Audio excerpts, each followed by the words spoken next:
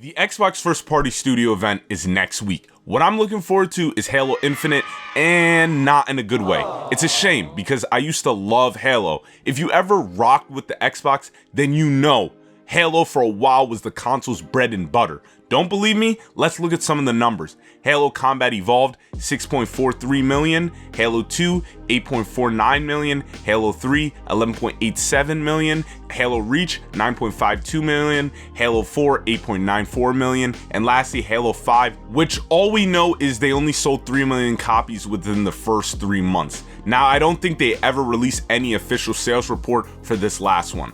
Wonder why. So while Halo is not dead, it is hurting, guys, and it's because 343 has not been doing what fans want since taking over the title. You'd be hard pressed to find anyone that disagrees with that statement. One of the reasons I'm not looking forward to them showing off Halo Infinite at the event is that they are only showing the campaign. At this point, I'm like, what the f, bro? We've already been through 6 to 7 games where we've seen the campaign. And I can almost promise you that outside of a few mechanical stuff, there isn't going to be anything new. Yeah, while the campaign is cool, it is not and never will be the main draw of Halo. It's a good bonus. So what's the draw? Multiplayer, it was 19 years ago, 16 years ago, and 5 years ago, and it is today. So I want them to show the multiplayer because it's simply more important to viewers and gamers than Halo's campaign. Hell, during the quarantine, you know what a lot of people have been playing? Multiplayer in Halo 3. We, the viewers, need to know what 343 is doing for the multiplayer after this shit show of Halo 5. I'm sorry if I hurt anyone's feelings by saying that, but I grew up playing Halo, and you might think Halo 5 was good or the best, but it wasn't. The best one will always be Halo 3. A big part of that is due to the community's response to the multiplayer. It has been unmatched to date, and 343 needs to come correct. Let's be real, the Halo story has ended to many people, so showing us details for a campaign isn't really attractive. I'll tell you why. Halo 1 to Reach told one of the greatest stories in video games from beginning to end. We saw our hero's journey and we were all satisfied with the ending, especially because good endings are hard to come by.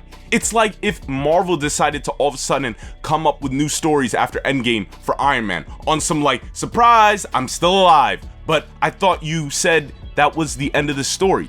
That is why I just don't care for the story that much, and Halo 4 and Halo 5 story has just been complete ass. But since I can't do to change their minds, I'm just gonna have to suck it up and talk about it. What I think they should do / hope they do for the campaign in Halo Infinite. First, I don't want to see her. You know the movie with Joaquin Phoenix falling in love with the AI that was voiced by Scarlett Johansson? That sounds really familiar, bro. Like, I don't know where yeah, you're right. That is the storyline of Halo 4 and 5. Master Chief is supposed to be that dude. His only focus is on finishing the mission and saving the world. So when they made him say F the mission, F saving the world, F the USNC, and let me find my AI girlfriend, it was a slap in the face to the character that we all knew and loved. That was out of pocket by Chief. I have a job to do.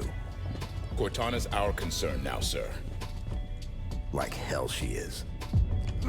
If you want to show the Master Chief's emotions, try doing it like God of War, where his past is haunting him and he's trying to redeem himself. Cortana can still be there, but stop trying to make her the center. Another thing, I would like to see better level design. I'm still trying to figure out which one had better level design, Halo 2 or 3.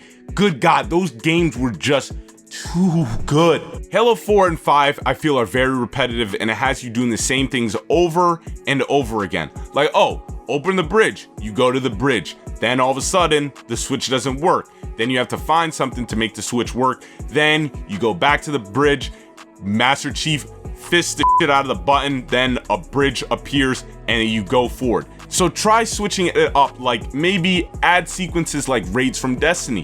One thing that comes to mind is the Vault of Glass, the Oracle section. Obviously it couldn't be as intricate or player demanding as that, but come up with concepts along those lines. Third, get rid of Prometheans, corniest enemies I've ever face. Lastly, please bring back skulls. This was the dopest thing in Halo 3, especially because it made the campaign replayable. And if you collected all the skulls, it gave you the sexiest armor piece that I've ever seen in my life. That Hayabusa was crazy, boy.